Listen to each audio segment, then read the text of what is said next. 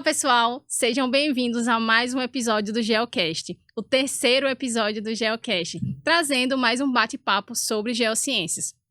O Geocast, ele é um produto e um projeto da Foco Geosoluções, tá? Eu me chamo Caroline de Negreiros, sou engenheira ambiental da Foco Geosoluções, uma empresa e uma consultoria ambiental e mineral que trabalha há mais de 10 anos nos ramos da topografia, geologia e meio ambiente. Nosso intuito aqui é tentar tornar mais acessível os assuntos relacionados à geologia, às geociências e às engenharias, trazendo casos práticos e palpáveis que tornem esse assunto mais, que propiciem, na verdade, né, um entendimento melhor do que essas áreas fazem, os serviços que essas áreas podem fazer e dos profissionais que estão ali por trás.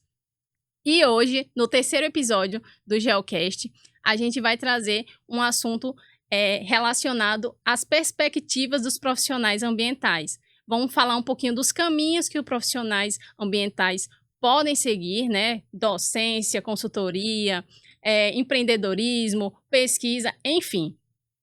E para tornar esse podcast hoje mais rico e mais interessante, a gente trouxe dois convidados super queridos, muito jovens, mas que têm muita experiência para passar aqui para vocês.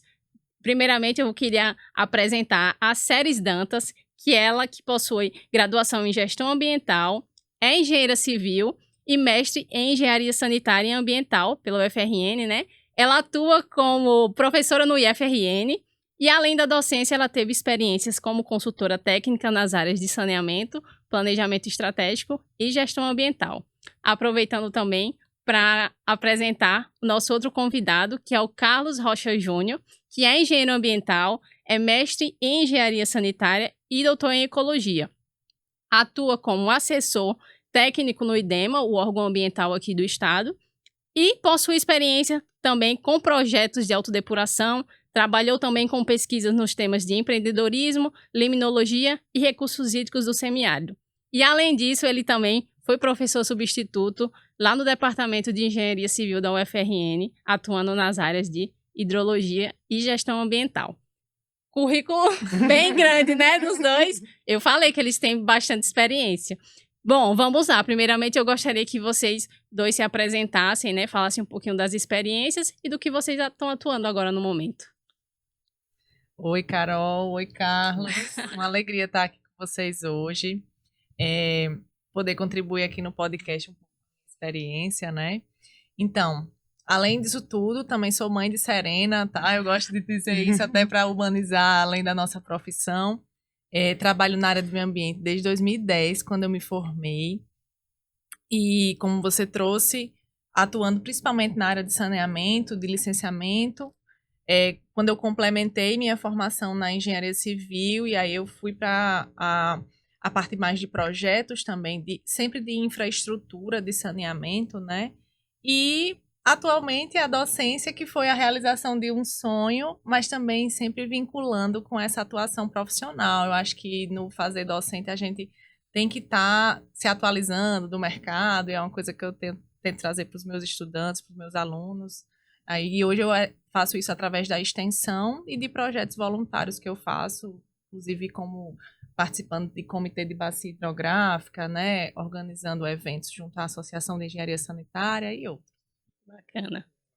Olá, né? Olá, Carol, olá, Ceres. Né? Você já explicou aí basicamente a formação da gente, né? Mas eu me formei, né? Sou engenheiro ambiental e formado desde 2016.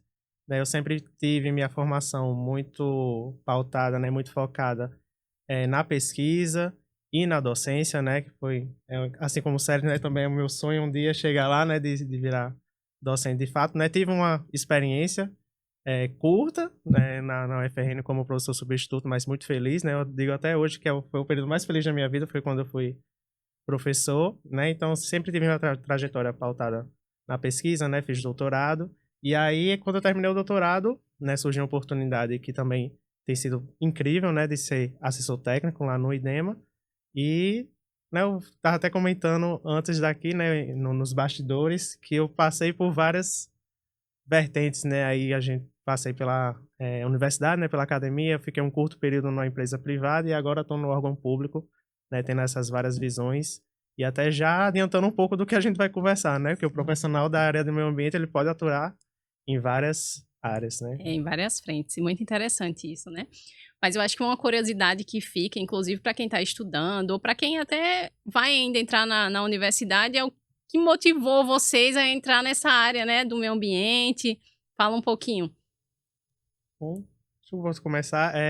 Então, eu sempre fui, desde lá do ensino médio, eu sempre tive uma afeição pelo meio ambiente, sempre tive uma relação com a biologia. Na verdade, quando eu estava lá no ensino médio ainda, eu pretendia ser biólogo, e aí, por dúvidas na hora, eu acabei optando por ir para a CIT, né, que é a etapa anterior da engenharia ambiental, na UFRN, e aí, durante a CIT, eu fui me identificando cada vez mais com a área do meio ambiente, e aí acabei fazendo a engenharia ambiental, né, e um dos motivadores de eu fazer a engenharia ambiental é justamente o foco das minhas pesquisas, né, que eu fiz no meu TCC, no mestrado e no doutorado, né, que é a pesquisa voltada para a água, né. Eu sempre trabalhei com limnologia, que é a vertente da ecologia voltada para águas continentais, que são aquelas águas que estão dentro do continente, né, que envolve rios, lagoas, lagos. Então, sempre fui muito apaixonado por essa área e acabei me incentivando, né, a ir para ela.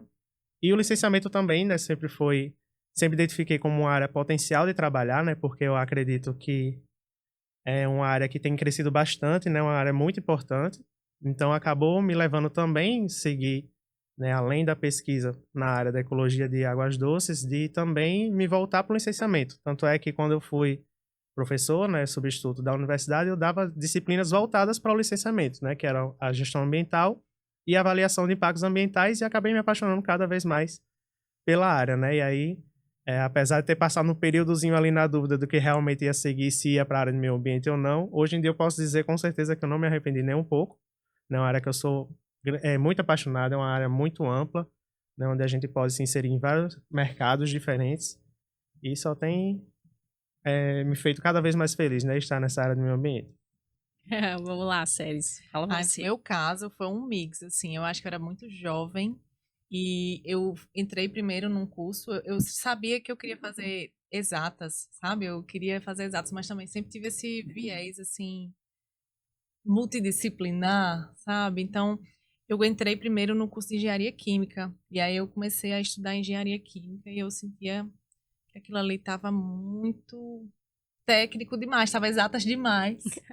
E aí entrei no curso de gestão ambiental.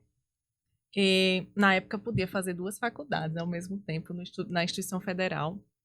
E aí eu tentava manter as duas. E quando entrei na gestão ambiental no Instituto Federal, aquilo ali me abriu um mundo de possibilidades. E o que me motivou a entrar foi até uma visão assim, essa questão de transdisciplinaridade que eu via assim, de meio ambiente, de que eu gostava de biologia, que eu gostava de engenharia, que eu gostava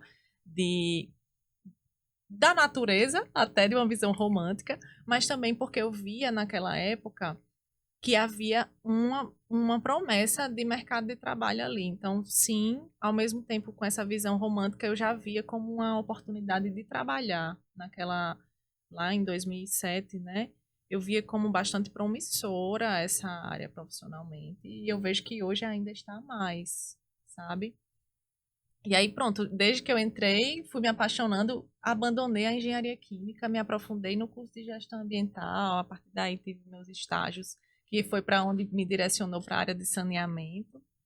E desde então é como o Carlos trouxe, só a alegria que me traz essa área, né? Alguns desgostos Normal. que estão inerentes a essas dificuldades que a gente vive, das pessoas não terem tanto conhecimento, dos nossos políticos não terem tanto conhecimento, umas coisinhas que a gente ainda vai falar hoje. Mas vocês falaram aí sobre a pauta do saneamento, né? Que inclusive era um ponto que eu ia trazer aqui no podcast, que ele vem sendo comentado, falado, né, nas legislações, nas atualizações das legislações, que é o saneamento, né? Mas ele ainda é uma problemática em várias regiões, é um desafio da gestão pública, né? Então, eu queria que vocês falassem um pouquinho das oportunidades mesmo do profissional ambiental, o que um profissional de meio ambiente ele pode fazer dentro dessas áreas de saneamento, né? Tá. Para trabalhar em saneamento, a gente, como você falou, é gestão pública, né? São empresas majoritariamente públicas que a gente vai ter. Então, o profissional ele pode atuar como um empregado público nessas empresas, que aqui no nosso estado seria a CAERN, né? Mas também empresas que fazem consultoria e assessoria nessas empresas privadas. E hoje, com a Lei 14.026, que é a atualização, né? Ela reformula o marco legal de saneamento, a gente está em discussão essas questões de privatização, então estão entrando também empresas privadas, né? Discussões à parte, mas estamos nessa situação no Brasil. Então, a gente vai trabalhar desde a parte de projeto, de engenharia mesmo, a gente vai trabalhar na parte de execução, acompanhamento de obras, a operação desses sistemas é um mercado de trabalho para nossa área, e fiscalização a partir do órgão público também. Então, seja no licenciamento das obras, seja no acompanhamento da operação desses sistemas. Então, em saneamento, pensando em abastecimento e esgotamento sanitário. Mas no Brasil, a gente pensa saneamento, além desses dois, os resíduos sólidos, o manejo de resíduos e a drenagem urbana, que também são serviços públicos, né? E aí a gente pode atuar nas prefeituras dessa forma, nos governos estaduais, nas empresas que prestam serviço.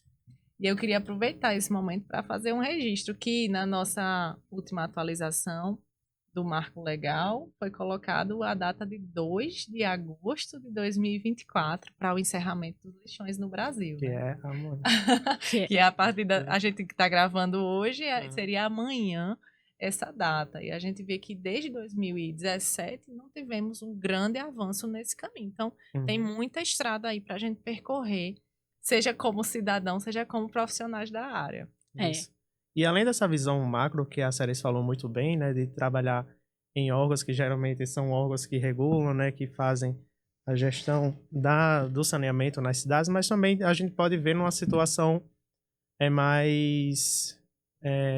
uma situação menor, né, não numa visão macro, mas até dos próprios empreendimentos que eles precisam dar soluções sanitárias para os seus resíduos, para suas águas pluviais, né? Então, os profissionais de meio ambiente, eles conseguem atuar também nos empreendimentos, né, através de alguns instrumentos que a gente tem, que auxiliam essa procura de soluções sanitárias, né, como o PGRS, que é o Plano de Gerenciamento de Resíduos Sólidos, onde é que eu vou colocar o meu resíduo, onde é que eu vou acondicionar meu resíduo, para onde eu vou ter a destinação final, né, do meu resíduo, qual a solução para o meu esgotamento sanitário que eu vou ter, vai ser um tanque séptico, eu vou ligar na rede, no caso aqui da CAERN, né, no sistema de esgotamento sanitário, para onde vai a minha água pluvial, né, qual o projeto de drenagem que eu vou fazer e para onde vai essa água, né, porque tudo isso tem implicações quando não são feitos da maneira correta.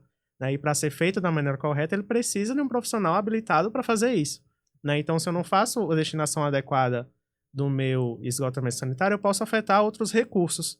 Né? Como, por exemplo, a gente vê bastante, até aqui em Natal, o que tem acontecido com as nossas praias. Né? Então, eu tenho visto, né, e o IDEM ele tem feito monitoramento semanal da qualidade das praias, né, da balneabilidade das praias de Natal, e tem visto que pontos que a gente encontra focos de prováveis lançamentos de esgoto, né, via ligação clandestina na rede de drenagem pluvial, a gente vê que a balneabilidade está baixíssima, né? Então, não está própria para banho, e aí o profissional do meio ambiente também pode atuar tanto no diagnóstico, né, identificando de onde é que está vindo essa contribuição, quanto também na procura de soluções para que isso não volte a acontecer, né? Porque aí a gente acaba... quando a gente trabalha com o meio ambiente e a gente impacta um local, aquele impacto muitas vezes não fica no local, né? Muitas vezes ele se espalha, né? Então, devido aos vários mecanismos que existem nos nossos compartimentos, né? Exatamente.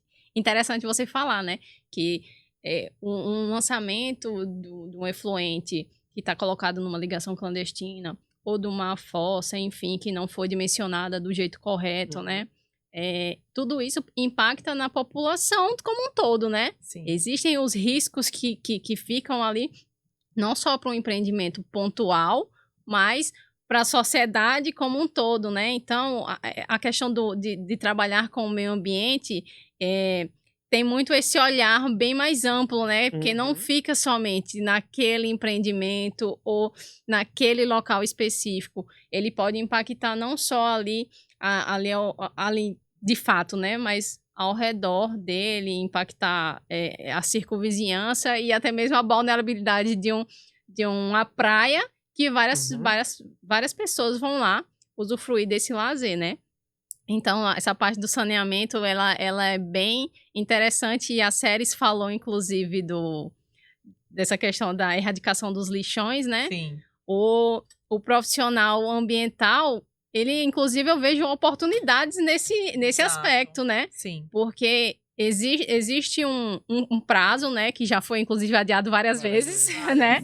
Então, uma hora, esse momento vai chegar. E, de certa forma, eu vejo que já estão surgindo. Os municípios, eles vão ter que buscar alternativas para destinar os resíduos da forma correta.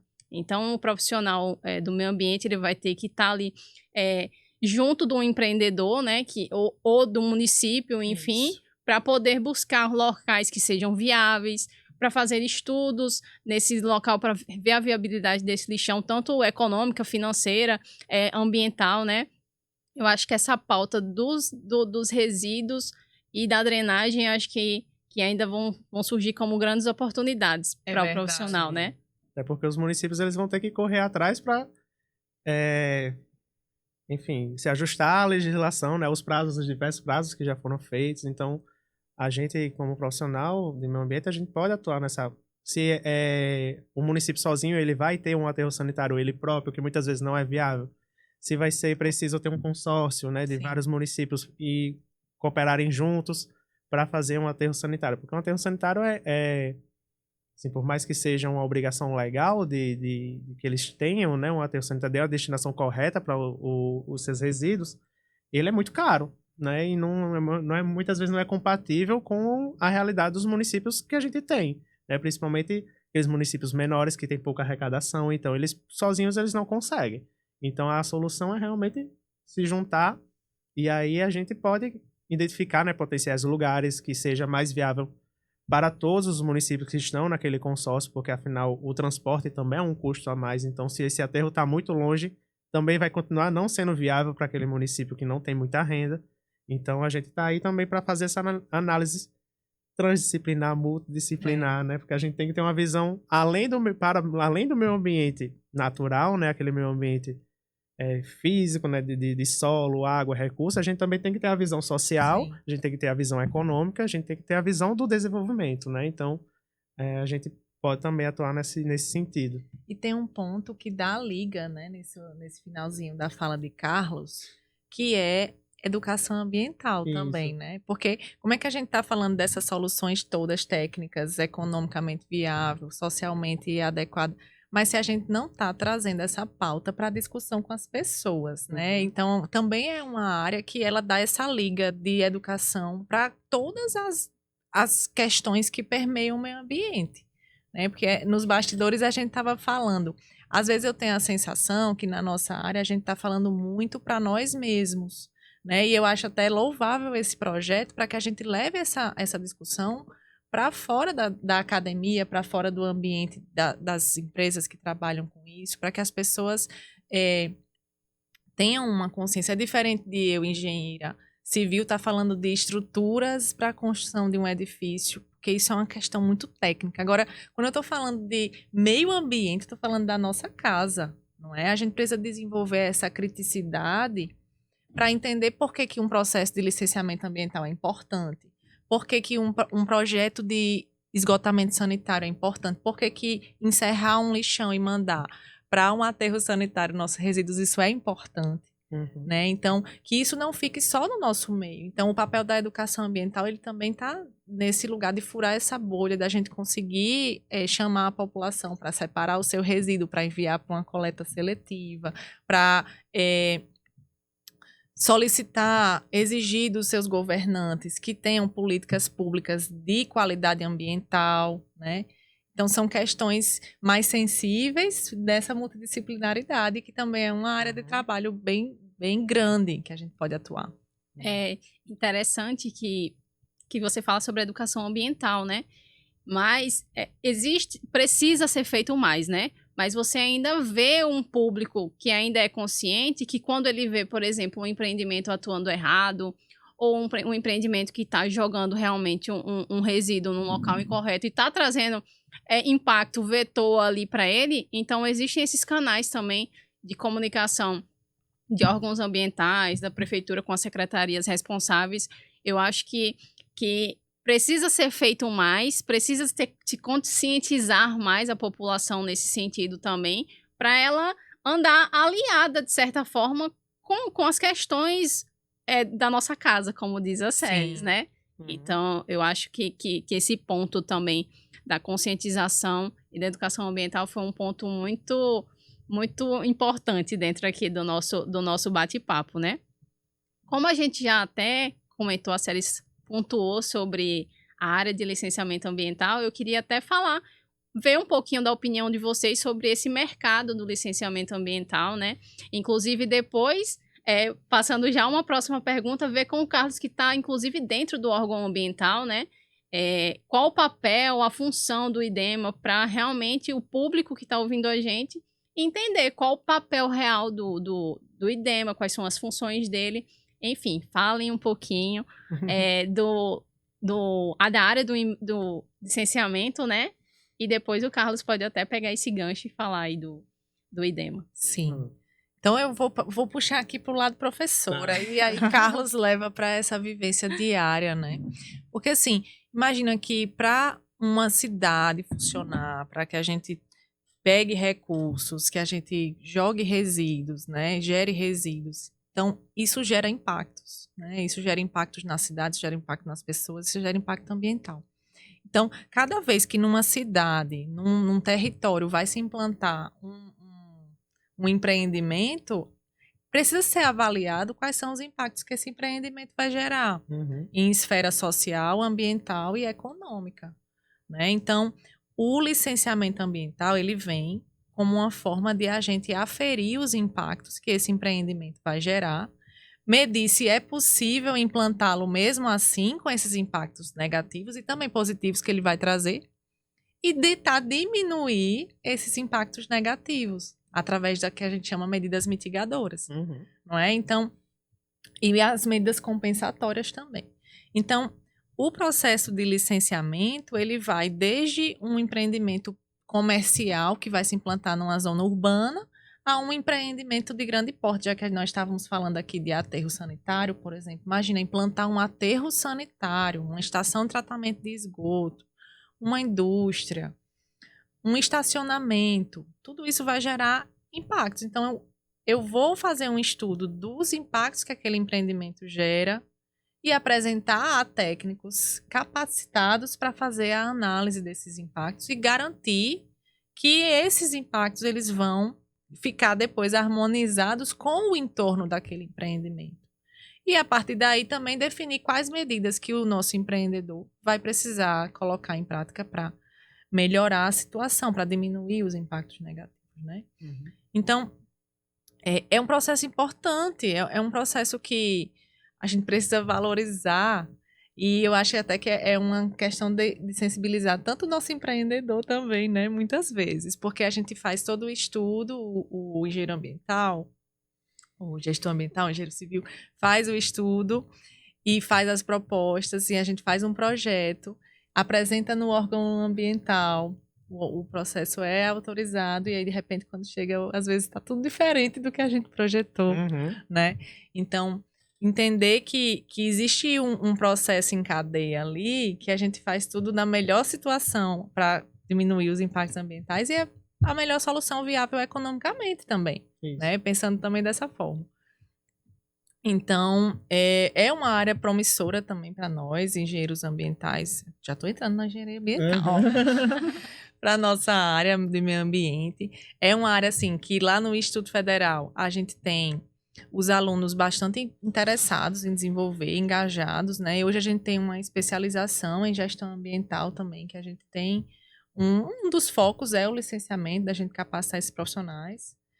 E, assim, trabalhei um pouco antes de ser professora nessa área e foi uma experiência muito positiva, né?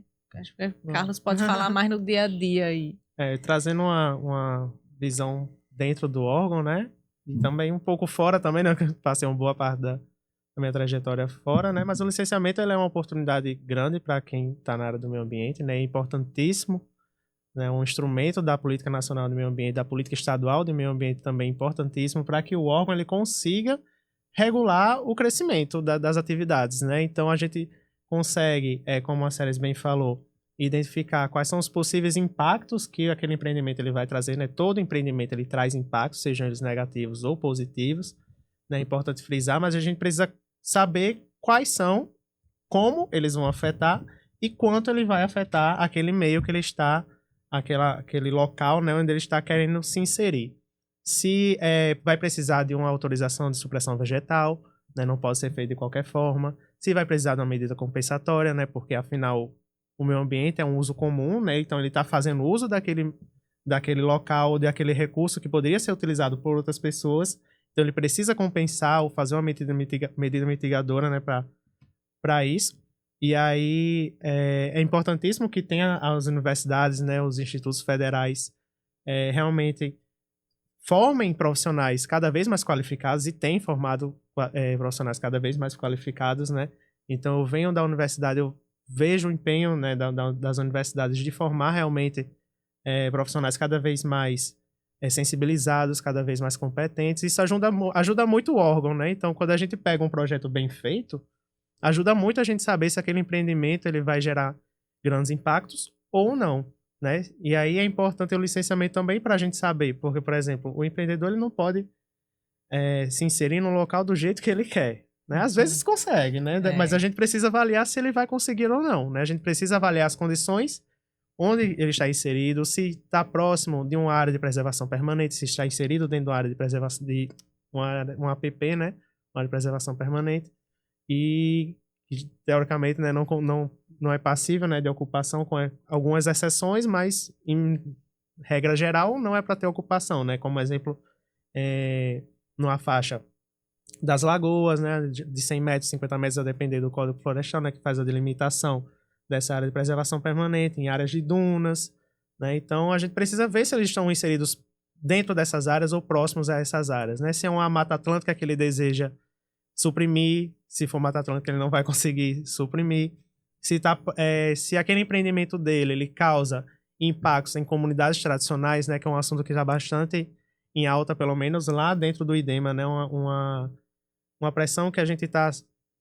uma pressão bem válida, né, até, de avaliar de fato se as comunidades tradicionais elas estão sendo afetadas por aqueles empreendimentos, né, porque afinal elas moram ali, é a casa delas, né, e aí chegam o empreendimento e está ali usando aquele recurso que está dentro de uma delimitação de comunidade tradicional. Então tudo isso precisa ser avaliado, né. Se existe impacto cumulativo cinético de empreendimentos que são próximos. Então, para a gente conseguir ter esse controle, a gente precisa do licenciamento, porque aí a gente consegue ter esse monitoramento do avanço das atividades econômicas e consegue ter pareceres técnicos, né, cada vez mais robustos e cada vez mais seguros para o meio ambiente. Né? Engraçado que você está falando aí de vários tipos de leque de coisas que o licenciamento pode afetar, sinergia, próximo, caverna, se tá numa área indígena, não é muito comum aqui, né, mas vai que... Tem bastante. Comunidade tradicional aqui, às vezes a gente não sabe que existe. Quilombolas também. Quilombola, marisqueira, são 20 alguma, não vou lembrar de cabeça a quantidade exata, mas são mais de 20 tipos, não sei se chama dessa forma, mas até... Perdão se eu estou usando o termo errado, né? Mas são mais de 20 classificações diferentes de comunidades. E aqui no Rio Grande do Norte a gente tem bastante, inclusive quilombolas indígenas, né? Marisqueiros, tem uma pancada de comunidades. Tá vendo quantos aspectos precisam ser considerados no licenciamento ambiental. Então, qualquer empreendimento, né, que queira ser implantado, eu até comento que de certa forma, se licenciar um empreendimento, um licenciamento ambiental é uma devolutiva, né, que o empreendedor faz. Ele está utilizando ali de um espaço no meio ambiente para, de certa forma, desenvolver o Estado, enfim, o desenvolvimento econômico E também ele está lucrando com isso, né? Sim. Vai ser um meio de vida dele, enfim. Então, é uma devolutiva também o licenciamento ambiental. Eu comento um pouco nesse sentido, né? Que o empreendedor está usando do recurso hídrico, está usando água, está gerando esgoto, está gerando resíduo sólido, está, sei lá, gerando fumaça, vários aspectos. Então, o licenciamento ambiental, ele te dá essa devolutiva de que o órgão tá vendo que é possível você utilizar daquele espaço para gerar o seu negócio, enfim, e fazendo as coisas do jeito correto. Eu falo com os meus clientes que é tão bom a pessoa tá tranquila, tá licenciada, né? Isso, É bem tranquilo. Então, bem tranquilo? Estar lá com a licença, né? Não vou dizer que é tranquilo chegar na licença. Mas tem todo um processo e realmente eu concordo com o que vocês falaram, que a área do licenciamento ambiental, de certa forma, ela abre portas para várias coisas que um profissional de meio ambiente pode fazer, né? Como o Carlos bem falou, os empreendimentos precisam estar adequados de forma do sanitário, né? Com a água, esgoto, resíduos, a drenagem, são todos itens que o IDEMA ou qualquer órgão licenciador vai pedir para um empreendimento. São os itens básicos que eu falo, né? Então, tem toda a certidão de uso e ocupação do solo que o município ele tem também que dizer que é possível um empreendimento ser localizado lá. Sim. Nós falamos aqui de aterro, de estação de tratamento. Esses são os empreendimentos que ninguém quer ter do lado, né? Ninguém quer ter do lado. Então, o mesmo vale tanto para esses empreendimentos grandes, a gente não pode ver só no macro, nessas coisas, no macro mesmo, né, desses empreendimentos. A gente precisa ver também nos pequenos que podem, de certa forma, afetar uma população local ou uma região muito grande, né? Porque um desastre ambiental, ele é bem difuso, né? Como a gente chama. Existe aquela poluição que é difusa, que afeta muitas pessoas. E a gente já viu casos como esse em outros estados, né? Então, é um assunto muito importante de ser falado, eu acho, o licenciamento ambiental. Eu queria... Antes de avançar, que eu acho que eu esqueci de responder uma das tuas perguntas, que é sobre as atribuições do IDEMA, que eu acho que você perguntou. Por favor. Né, o IDEMA, só para finalizar, né, os questionamentos, mas o IDEMA ele tem a atribuição para além do licenciamento, né, que talvez seja a atribuição mais vista, talvez, ou que as pessoas costumam ver mais, né, o IDEMA como órgão licenciador, mas para além disso, o IDEMA ele também é responsável pelo monitoramento ambiental, né? Então, como eu falei anteriormente, a gente também faz relatórios de balneabilidade, né? Então, tem projetos de também ir para além da balneabilidade, né? De haver realmente um monitoramento ambiental mais forte, né? Porque é importante que a gente conheça, né, o ambiente que a gente está vivendo, né? A nossa casa, a gente precisa conhecer como é que ela está, né? E como é que está sendo afetada. Para isso, a gente também conta, né, com os empreendedores, né? Através do que a gente solicita lá nas nossas solicitações de providências, nas nossas condicionantes das licenças. Mande um programa de monitoramento dos recursos hídricos, mande regularmente um relatório de qualidade da água, daquele recurso hídrico que você está captando, que você está lançando um efluente, né? Manda um monitoramento da qualidade do seu solo, que isso ajuda a gente também a ter noção, né, dos impactos que estão acontecendo. Também, né, gerir e criar unidades de conservação, né? Então, a gente tem criado unidades de conservação, inclusive tem uma recém-criada, né? Acho que foi em 2022, que é o Monumento Natural de Martins, né? Então, tem outras para serem criadas também, né? Como a Revis e Serra das Araras. Então, a gente também tem essa responsabilidade, né? De fazer áreas protegidas, de unidades de conservação, para ter um controle maior, para ter uma preservação ambiental mais eficiente, né? Seja ela uma unidade de conservação de uso sustentável, que é aquela unidade de conservação que é mais permissível de ter atividades, né? Mas a gente ainda consegue regular, né, as atividades que ocorrem nessas unidades de conservação de uso sustentável, como também aquelas unidades de conservação de proteção integral, né? Onde você não... um pouco mais restritiva, né? Algumas são mais do que outras, né? Algumas modalidades, né? Algumas classificações de unidades de conservação de proteção integral ainda permitem alguns tipos de atividade, né? E o Monumento Natural e a Revis são exemplos de que ainda são permissíveis algumas ocupações. E a fiscalização, né, que a gente também atua bastante. Então, deixo até um recado para todos vocês aí, né, que se vocês virem alguma irregularidade, se vocês virem algo que vocês acham que está afetando a sua casa, que está afetando o seu empreendimento, alguma irregularidade, né, contacte o IDEMA, né, através do Alô IDEMA, que a gente formaliza um processo de denúncia e a gente vai lá, né, através da equipe de fiscalização, se tiver realmente acontecendo alguma coisa de errado, a gente vai autuar, vai notificar e aí vai fazer toda a tramitação jurídica, né, pertinente para apurar os fatos e notificar, né, quem está exercendo aí um papel infrator, digamos assim. Tá vendo como é muito bom estar com a licença em dia? Sim. Evita esse tipo de coisa, inclusive, essas fiscalizações, as tão temidas fiscalizações dos empreendedores. Mas que bom que vocês dois falaram esses pontos. O Carlos explanou muita coisa aí que o IDEMA faz. Que bom que tem um órgão, né, uma secretaria que cuida do nosso estado, dessas zonas que são, de certa forma, mais vulneráveis, né? Que precisam realmente de uma proteção, de um olhar melhor, né? Para justamente ter a conservação, não só dessas espécies, mas também da gente, né? Uhum. Então, esse ponto... E é bom para o empreendedor ver que são várias coisas, né? Que ligam o licenciamento. Não é só exatamente água, esgoto, drenagem, mas tem monumentos, cavernas, enfim, tudo isso que a gente já comentou antes. Já que a gente estava falando do licenciamento, eu, inclusive, trazendo à tona, né, toda aquela questão que o licenciamento ambiental, inclusive, se tornou mais visível para a população, né? Digamos assim, que foi o licenciamento da engorda da Praia de Ponta Negra, né? Tínhamos que falar sobre isso também. Inclusive, foi um ponto que a Séries comentou. A gente tem que trazer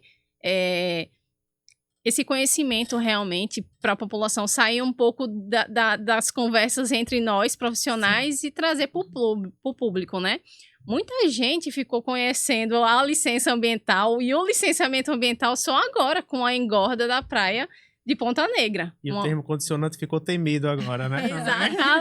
Exatamente. Ficou temidíssimo. Quando a gente fala com o empreendedor, vamos comentar sobre as condicionantes, aí o povo já fica estremecido. Mas é importante falar aqui, inclusive, usar esse espaço para mostrar que não é só uma obra do tamanho da engorda de Ponta Negra que precisa do licenciamento, que foi o que foi dito aqui hoje, né? Sim. Vários tipos de empreendimento precisam. Inclusive, eu posso citar alguns que foram vários licenciamentos que a gente já fez lá na Foco, né? A gente trabalha com o serviço de licenciamento ambiental. Então, o caminhão limpa-poça, ele precisa de licenciamento ambiental, comércio de madeiras com beneficiamento e sem beneficiamento também precisa, né? Indústrias de diversos tipos, padarias, escolas, centro de pesquisa. Enfim, lava-jatos. Para o loteamento, né? Loteamentos, condomínios, exatamente. E isso vai do aterro sanitário, que ninguém quer do lado, a estação de tratamento, que ninguém quer do lado, as usinas fotovoltaicas, as usinas eólicas, que está bem crescente aqui no estado, né? Sim. Então, para esses empreendimentos, seja ele um grande ou um pequeno, né? Precisa, não é só a engorda de Ponta Negra que precisa. Eu queria até que vocês falassem um pouquinho, usando realmente a obra ali da engorda, de como o profissional ambiental ele pode se inserir dentro de um projeto muito grande, né, como esse, e até outro comentário, inclusive, que vocês queiram fazer nesse sentido. Tá. Numa obra de grande porte, a gente não vai trabalhar equipes pequenas, né? Vamos trabalhar em grandes equipes, e equipes que a gente costuma dizer que multidisciplinares. Então, numa obra desse porte, imagina, cara, eu acho que essa sua fala, assim, de trazer para a população, a pessoa entender, e que, sim, o pequeno também, quais são os impactos de implantação de um condomínio, por exemplo, naquele bairro que não tinha. Vou aumentar fluxo de pessoas, vou aumentar fluxo de veículo, vou gerar um esgoto concentrado ali. Esses são alguns impactos de residência. É algo do ser humano, a gente morar, viver, né? Agora imagina que eu vou remover sedimento, areia do fundo do mar, de regiões do oceano, vou trazer para a praia, e ali vai ter uma interferência das marés, a gente vai ter uma interferência da drenagem dessa cidade que vem, a gente vai ter a interferência dos comércios que existem ali. Então, comerciantes que trabalham ali, pessoas, turismo. Então, assim, não adianta só Séries, gestora ambiental, fazer a análise. Não adianta só Carol, engenheira ambiental, fazer a análise. A gente vai chamar pessoas que trabalham com o oceano, pessoas que trabalham com geologia, pessoas que trabalham com biologia marinha, né? A gente vai ter nessas equipes multidisciplinares pessoas que trabalham com sociedade, né? Assistente social, cientista social, que ele vai trazer essa visão daquelas comunidades ali sobre aquilo. Então, os impactos de uma obra de grande porte como essa, como disse Carlos, ela ultrapassa os limites físicos ali da obra, né? E aí, como a gente fazer os estudos nesse sentido, eu vejo o profissional de engenharia ambiental também conectando essas áreas específicas, né? A gente vai conectar, e até gosto também de pensar da gente como essa conexão do empreendedor com o órgão ambiental, né? O empreendedor muitas vezes não entende, por que eu tenho que fazer a licença do meu empreendimento? A própria palavra condicionante, que eu não quero que tenha nenhuma condicionante na minha licença, né? Mas então, quais são as condições para que o seu empreendimento seja implantado da melhor forma possível? O condicionante é isso, né? Ela condiciona para que você tenha uma atuação coerente. Então, o engenheiro ambiental, ele vai fazer parte dessas equipes, pode muitas vezes coordenar essas equipes, né? Pensando como aquele que vai auxiliar o empreendedor na licença. E vai também, por outro lado, trabalhar como analista quando está dentro de um órgão de análise como o IDEMA, como o órgão da prefeitura, daquelas que tenham setor de licenciamento, né?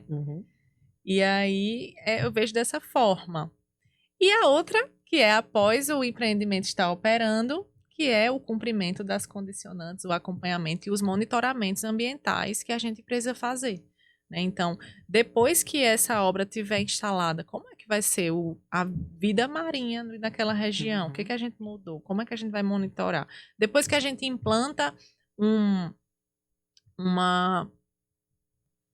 faltou a palavra. Como é que quando a gente implanta uma usina de energia eólica, né? Qual é o monitoramento? Como é que vai ser a situação das aves daquela região, das pessoas que residem naquela região, da própria rodoviária, da malha rodoviária daquela região. Então, a gente vai atuar também nesses monitoramentos. Isso. Acho que o Séries falou uma fala bem completa até, né?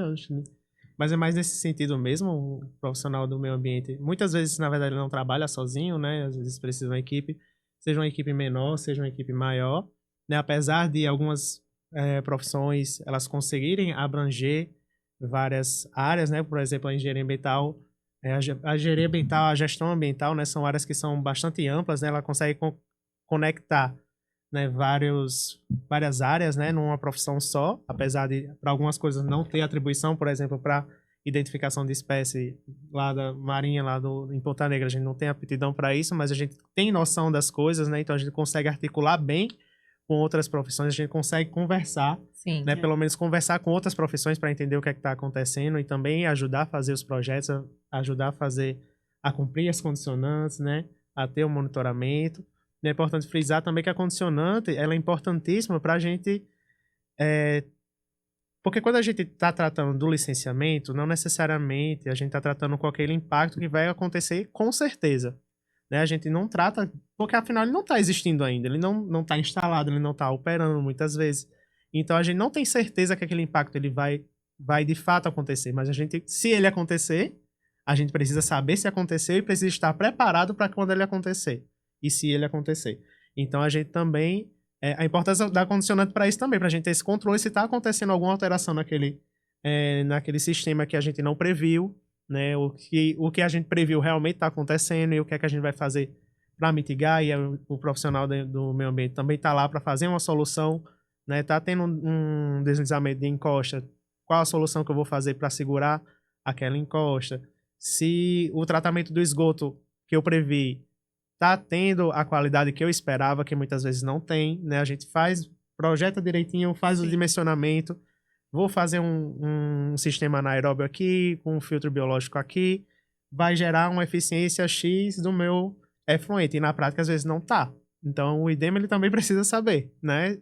Então, se não está atendendo à legislação, se não está tendo a eficiência esperada, a gente precisa de ajustes. E aí a importância do IDEMA estar perto do empreendedor também, né? Porque aí juntos a gente consegue achar uma solução ambientalmente mais adequada e aí a gente consegue caminhar juntos, né? Que eu acho que essa é a intenção. Eu acho que foi, inclusive, trazendo para um caso real mesmo, prático, que justamente casa com o que você falou. Numas últimas vistorias que a gente teve no empreendimento da gente, demos entrada no processo de licenciamento e a técnica me avisou, olha, eu vou fazer a vistoria lá no local. Eu disse, então, ótimo, vou acompanhar. Acompanhei a vistoria e realmente foi exatamente essa energia que ela quis passar, orientativa. Foi uma vistoria que eu achei sensacional. Orientou totalmente a empreendedora. Ela participou da vistoria, então ela fez todo esse papel orientativo. Olha, se acontecer isso, faz isso.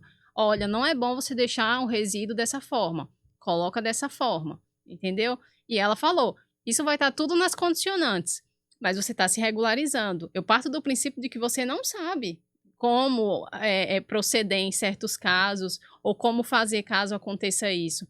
Então, eu achei muito bacana esse posicionamento mesmo da técnica, da analista lá que fez a vistoria.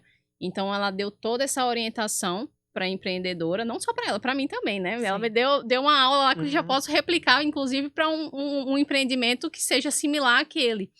Então, eu achei essa postura da técnica bem no sentido de conscientizar o empreendedor e de mostrar que o órgão ele realmente não quer travar o comércio lá, né? Enfim, a indústria. Ele não quer que parem as atividades, mas ele só quer que a atividade ela funcione da forma que para funcionar sem impactar a população ou a sociedade de um modo geral. Então, realmente, eu achei bem bacana a postura dela nesse sentido. E como um todo, quando eu vejo lá no IDEMA, eu tenho alguma reunião com os analistas lá, eles realmente pontuam essas coisinhas que a gente falou aqui hoje, né? Educativo, né, Carol? Educação ambiental. Educação ambiental. Tudo. Então, eu como consultora, né, e trabalhando diretamente com o IDEMA e as secretarias, a gente tenta passar um pouco também dessa conscientização e orientação para o empreendedor, no sentido do porquê do licenciamento, porque precisa, né, do licenciamento, quais riscos ele está diminuindo tendo esse licenciamento, né? Que inclusive é até uma pergunta que eu ia fazer para você, que a gente já vem dos ODS, né? De um tempo atrás, a gente vem agora com o ESG, vem agora também com essa pauta da sustentabilidade, vocês veem um mercado, um público mais consciente. Carlos, não sei se você lá dentro do IDEMA vê um público, os empreendedores mais conscientes nesse sentido ou não. O que é que você acha, Séries, nesse? Olha, gente, honestamente, a minha resposta é não. Com muita tristeza no coração. É lamentável, mas eu não vejo que as pessoas estão mais conscientes. Mesmo no ambiente acadêmico, os estudantes, sabe?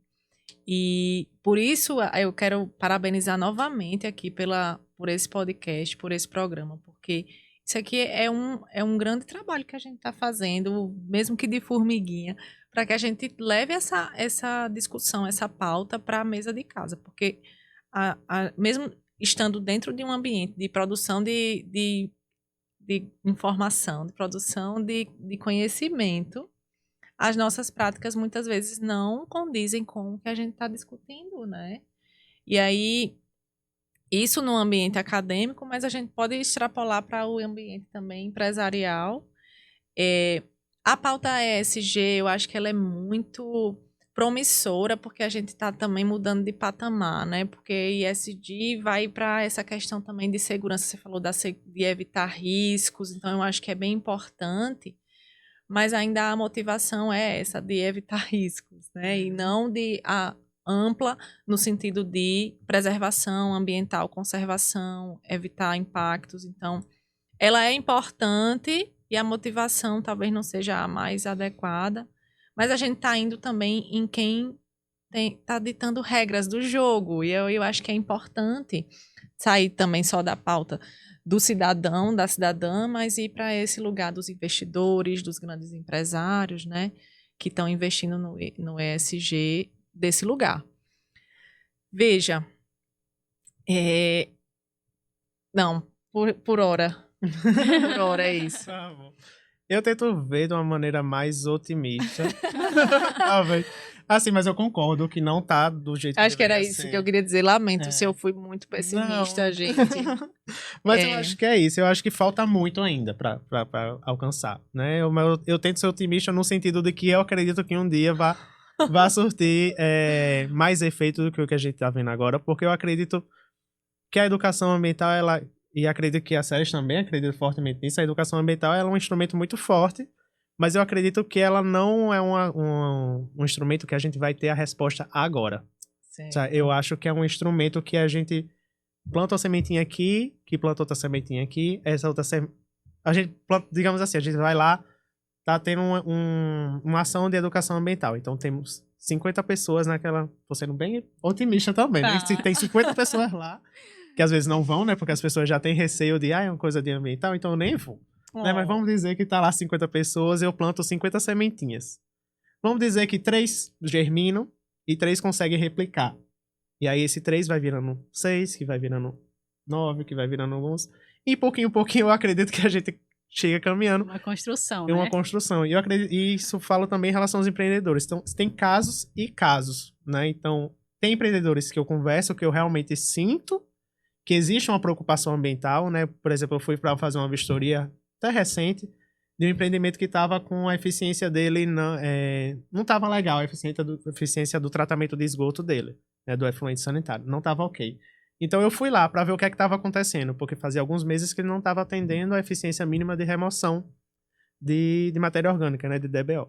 Então eu fui lá e ela fez, não, ela me tratou super bem, né? A gente conversou e ela, não, eu quero fazer tudo direito, o que você falar para eu fazer sua sugestão, eu vou tentar fazer, porque eu realmente prezo por aqui, né? Ela é perto de uma praia, então eu penso na praia, enfim, tem essa visão, mas outros não. Outros a gente vê que realmente fazem as coisas porque são obrigados a fazer, não tem uma visão ambiental e muitas vezes vê a parte de meio ambiente como um empecilho econômico, né? Isso é uma coisa que a gente precisa mudar bastante, porque na verdade não é um empecilho econômico, é justamente o contrário. A gente não quer que tenha perdas econômicas também depois, né? Porque a gente também precisa ver isso. Porque muitas vezes, se acontece um desastre ambiental, se acontece uma poluição ele está jogando um dejeto num recurso que ele mesmo utiliza. Então, se esse recurso é afetado, no futuro ele não vai poder utilizar aquele recurso e vai perder economicamente também. Então, a gente precisa acreditar na força da educação ambiental. Ai, gente, eu quero me retratar. Acho que eu tô num dia pessimista, viu, gente? Mas eu acho que é esse sentido mesmo. Mas é como, não vejo como você tá pessimista, porque realmente não tem grandes avanços. Eu também não vejo grandes avanços. Mas eu acredito que a gente ainda pode alcançar. E assim, aproveitando aqui o momento, obrigada, licença, Carol, para me retratar.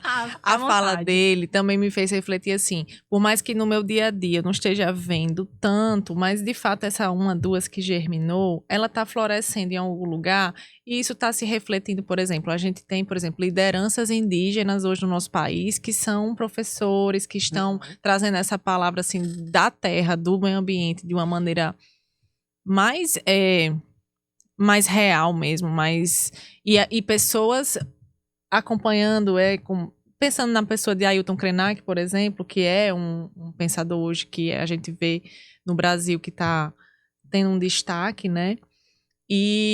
Mas assim, no meu dia a dia fico nessa dualidade, tá bom? Mas eu acho que mesmo sendo do modo obrigatório, digamos assim, né? Eu acho que também penso positivo, que a tendência, acho que a tendência realmente é da conscientização. Mesmo partindo do princípio de que é obrigado, vai vir primeiro dos grandes fornecedores, né? De grandes empresas, mas essas grandes empresas, elas precisam de cadeia de fornecedores. E essas cadeias de fornecedores, às vezes, precisam de outros fornecedores. Sim. Então, no sentido das empresas, eu acho que vai chegar um momento que vai estar mais um boom mesmo, mas é uma construção também. Então, as grandes empresas vão pedir para os fornecedores e esses fornecedores vão pedir para essa outra cadeia licença ambiental, certificações, tá tudo certinho aqui, vai precisar de auditoria, vai precisar de algum selo. Então, de alguma forma, eu acho que principalmente na pauta da sustentabilidade, né? Dentro da sigla do ESG, eu acho que temos ainda uma perspectiva boa nesse sentido, eu espero. Eu tenho esse pensamento um pouco. Óbvio que temos muito a caminhar para chegar no sentido de que é para preservação ambiental, é para no futuro a gente ter água ainda potável, para ter recurso hídrico suficiente, né? Também que tem tudo isso, a questão da qualidade, da quantidade, é da gente procurar soluções para termos esses recursos que os empreendedores e a sociedade como um todo vai precisar. Sim. Então, eu acho que uma hora vai chegar. Vamos caminhando de grãozinho em grãozinho mesmo. Fazendo nosso papel, né? Fazendo nosso papel. Estamos aqui justamente numa dessas formas de tornar esse conhecimento, essa conscientização da população como um todo, né? Eu acho que nós falamos sobre várias coisas, né, hoje. E foi muito bom. Gostei bastante do nosso encontro hoje. Carlos conseguiu pontuar muita coisa do órgão ambiental, trouxe um pouco da matriz que envolve todo o licenciamento ambiental. A Ceres também pontuou muitas coisas relacionadas às engenharias e a multidisciplinaridade, né, da área ambiental, que é ampla, envolve não só aqui engenheiros ambientais, engenheiros civis, gestores, mas também biólogos, engenheiros florestais, que estão tomando muito espaço, né, nessas áreas que a gente citou hoje. Eu acho isso muito bacana, porque muitas vezes eu encontro pessoas que não veem um futuro num biólogo ou não sabem o que um ecólogo faz. Verdade. E tem várias áreas, vários ramos, várias sub-áreas que um profissional desse tipo pode seguir. Eu acho que a gente conseguiu trazer muita informação aqui para quem está ainda buscando, né, alguma graduação ou se tem algum pezinho assim na área do meio ambiente, esclareceu bastante. Acho que foi muito bom. Eu acho que, para finalizar, eu queria agradecer bastante a presença de vocês, o tempo de vocês aqui no podcast. Acho que foi fantástico. Gostei bastante do nosso bate-papo, foi super leve. Aí eu queria que vocês falassem um pouquinho, dessem dicas de como ser um profissional, não só da área ambiental, né? Mas um bom profissional em qualquer área que a pessoa queira seguir. Então, se vocês tivessem alguma dica ou algum comentário para a gente finalizar o nosso podcast. Vai eu. Ai, obrigada, Carol. Obrigada, Carlos, também. Um prazer estar aqui contigo. Acho que essa iniciativa aqui é fantástica. Adorei esse tempo com vocês também. E a mensagem que eu queria deixar, como você falou, não da área ambiental, mas como ser um bom profissional. Eu acho que é a gente não ter medo de errar, ao mesmo tempo se colocar sempre como aprendiz, né? Honrar nossos compromissos, ter não ter medo de errar, não é fazer as coisas com irresponsabilidade, mas também que o feito é melhor do que o perfeito nunca feito, né? E que na nossa área a gente vai estar sempre aprendendo coisas novas. Mesmo quem tem uma grande experiência com licenciamento vai se deparar com um empreendimento de uma atividade diferente que nunca licenciou e vai aprender alguma coisa ali. Então, especialmente para os estudantes, né, para os recém-formados, é uma dica que eu trago. E também que possa sempre estudar, sabe?